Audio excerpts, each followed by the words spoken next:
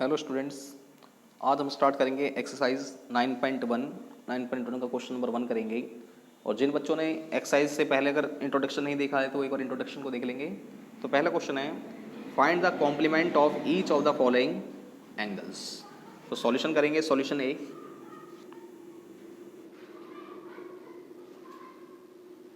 कितनी वैल्यू है इसकी 45। तो इंट्रोडक्शन में मैंने आपको बताया था कि कॉम्प्लीमेंट फाइंड आउट करना है। तो कॉम्प्लीमेंट्री एंगल का सम कितना होता है 90। तो आपको एक नीचे लाइन लिखनी है, we know that the sum of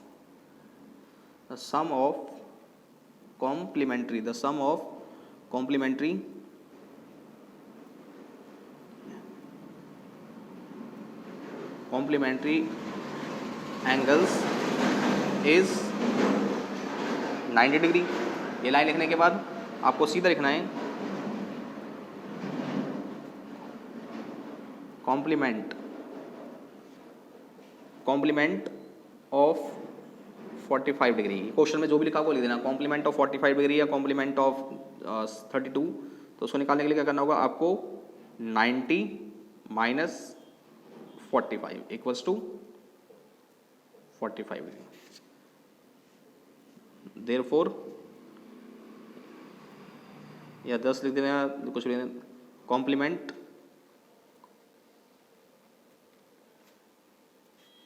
complement angle is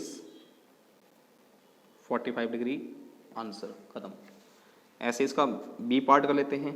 B part में गिवन क्या है हमारे पास, सॉल्यूशन 32। तो आपको वही एक लाइन लिखनी है कि वी नो अच्छा कि यहाँ पे फर्स्ट में लिख देना वी नो डैट, एक डैट और लिख देना इसमें। तो we know that the sum of complementary angles is 90 degree. ये लाइन लिख दी हमने। फिर क्या लिखना है, कॉम्प्लीमेंट किसका निकालना है 32 का। Complement of 32 degree equals to 90 minus 32। कितना बचेगा आपके पास, इसमें से माइनस करते हैं 10 माइनस आई थिंक 58। तो क्या हो जाएगा, therefore complement angle is 58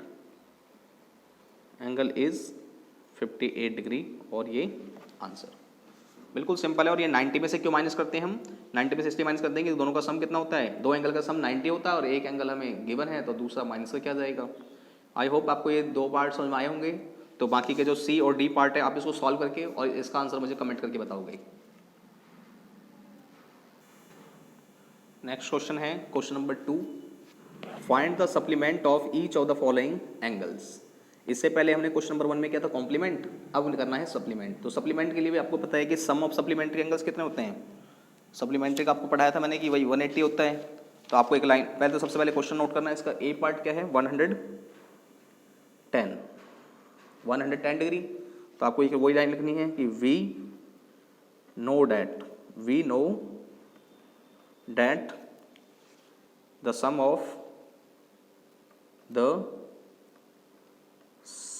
of complementary की जगह क्या कर दोगे, सप्लीमेंट्री।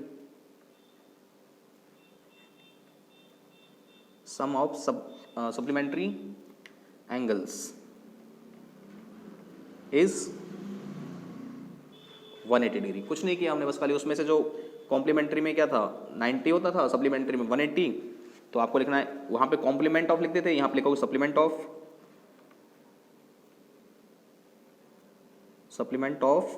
110 डिग्री। तो क्या हो जाएगा, उस वाले क्वेश्चन में हमने 180 में 90 में से माइनस किया था, यहाँ पे करेंगे 180 डिग्री और माइनस क्वेश्चन में कितना है 110 डिग्री, माइनस की कितना जाएगा 70 डिग्री। और ये आपका आंसर हो गया। ए पार्ट हो गया। बी पार्ट करते हैं इसका, सॉल्यूशन बी। ध्यान समझना, बहुत ही सिंपल क्वेश्चन है बच्चों।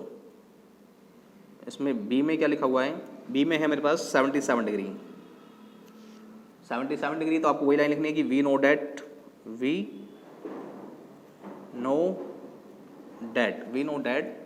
The sum of supplementary angles is 180 degree. 180 तो आपको निकालना क्या है यहाँ पे, तो सप्लीमेंट ऑफ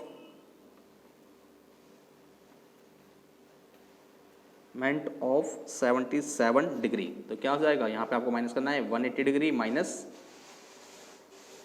तो यहाँ पे आप इसमें से माइनस कर दो, कितना बचेगा 103। ये आपका आंसर। कोई भी टफ नहीं है इसमें। आप उम्मीद आपको ये ए और बी पार्ट समझ में आ गए होंगे और सी और डी पार्ट आप खुद सॉल्व करोगे इसके और मुझे कमेंट में इसके आंसर बताओगे।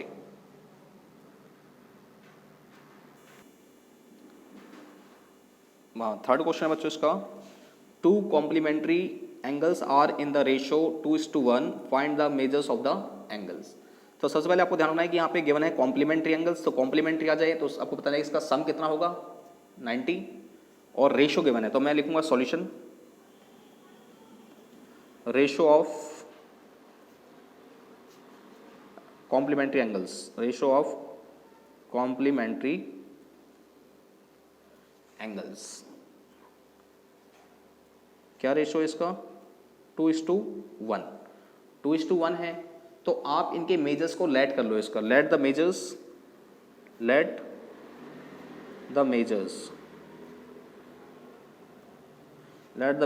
ऑफ द कॉम्प्लीमेंट्री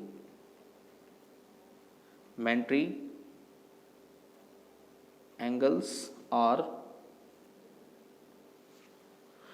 2x, पहले देखो 2 है तो यहाँ लिखना है 2x और यहाँ पे 1 है तो 1 के लिए हम लिखते नहीं है, सीधा लिख देना and x, 2x and x लिख दिया। फिर एक लाइन और लिखनी है आपको, we know that the sum of complementary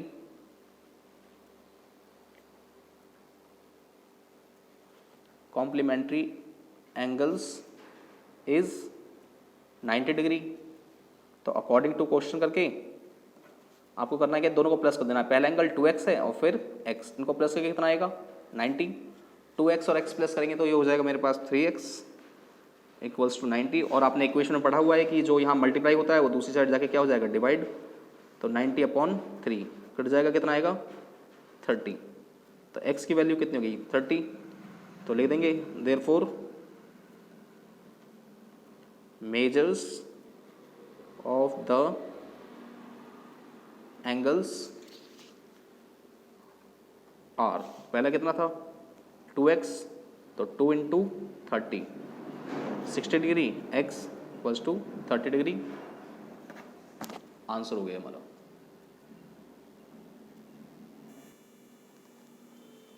next question आपको question number 4, in figure 9.12 name all pairs of adjacent angles. तो एडजेसेंट एंगल्स के लिए आपको मैंने बताया था कि क्या होना चाहिए, एक तो वर्टेक्स कॉमन होना चाहिए और एक इसकी आर्म कॉमन होनी चाहिए। तो मैं लिख देता हूँ यहाँ पे all pairs of adjacent angles are. आपको करना क्या है, आपको ये वाले इस क्वेश्चन को करने के लिए ध्यान रखना है कि आपको इसकी क्या करनी है, 4 साइड है इसमें, 1 2 3 4 है इसमें। तो आप सबसे पहले एक को बंद कर लो, मैंने इसको हटा दिया इस वाली साइड को। अब कितना बचा आपके पास, तो आप इसमें ना एक एंगल ये हो गया और एक एंगल ये, इसकी साइड्स को लिख दो। इसकी साइड क्या हो गई PB PD और PC। तो सबसे पहले मैं इस वाली साइड को एक्सक्लूड करना है आपको, तो बच्चे कौन सा एंगल बनेगा यहाँ पे, angle BPD and angle CPD। एक पेयर हो गया। हमने कौन सी साइड को एक्सक्लूड किया था, इस वाली साइड को एक्सक्लूड कर दिया था। अब आपको एक्सक्लूड करना है PC को। अभी आप PC छोड़ दो, एक्सक्लूड का मतलब हटा देना, PC को आप हटा दो। तो PC को हटाने के बाद क्या बचेगा आपके पास, ये बच जाएगा BPD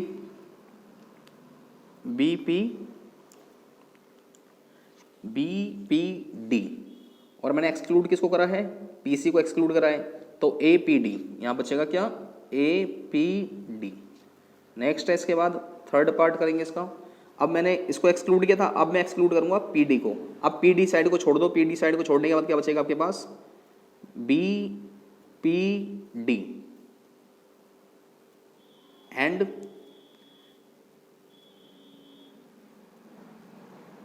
A P C, A P C, तीन इस तरह पेयर हो गया।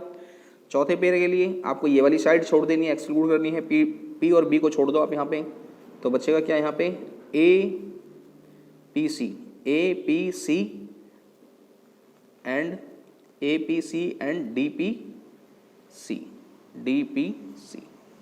ये आपके आंसर हो गए। आपको करना क्या है, जैसे आपको फाइंड आउट करना था तो आपने पहले क्या कर दिया, एक साइड को एक्सक्लूड दिया, सबसे पहले मैंने किसको छोड़ दिया, ए पी को छोड़ा। ए पी को छोड़ने के बाद कौन सा एंगल बचा, B P D and C P D, ये लिख दिया।